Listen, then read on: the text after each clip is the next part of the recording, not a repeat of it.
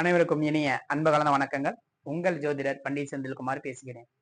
இன்னைக்கு நாம் இந்த சீரீஸில் பார்க்க போறது அதிகம் கடன் பிரச்சனை மற்றும் எந்த காரியம் எடுத்தாலும் தடையா இருக்கிறீங்க, நீங்க செய்ய வேண்டிய வழிபாடு முறை பற்றி பார்ப்போம்.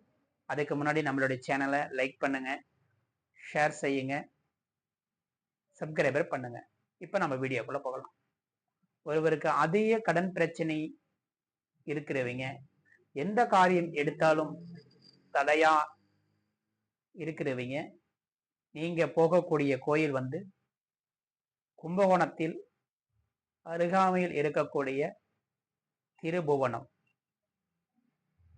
அந்த ஊரில் இருக்கக்கூடிய சர்வேஸ்வரர்.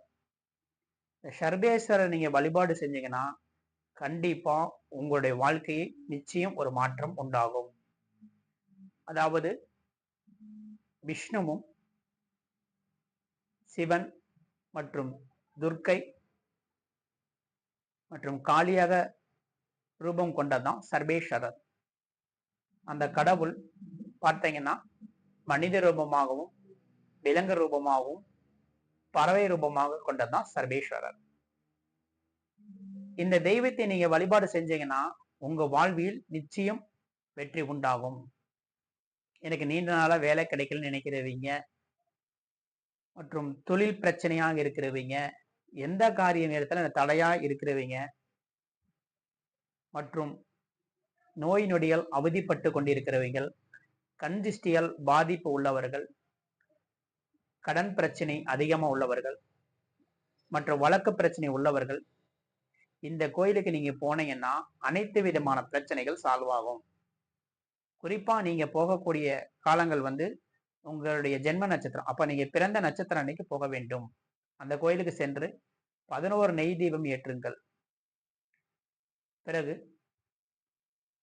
சர்வேஸ்வரர் கோயில் சுற்றி 11 முறை வலவாருங்கள்.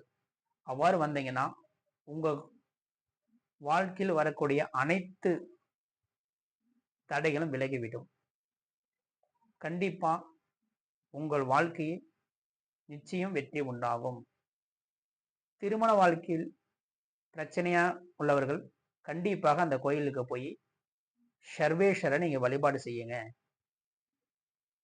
எதிரிகள் தொல்லைகள் அதிகமா இருக்குது சார், வியாபாரத்தில் நஷ்டம் ஏற்பட்டு இருக்குது சார் அப்படிங்கிறவங்களும் அந்த கோயிலுக்கு சென்று நீங்க வழிபாடு செய்யுங்க. கண்டிப்பா உங்க வாழ்வியல் நல்ல ஒரு வெற்றி உண்டாகும். நீண்ட நாளாக திருமணம் நடக்கவில்லைங்கிறீங்க, அந்த கோயிலுக்கு ஜென்ம நட்சத்திரம் அன்னைக்கு போய் விளக்கேற்றுங்கள். கண்டிப்பா உங்களுக்கு அனைத்து விதமான தோஷங்கள் நிவர்த்தி ஆகும்.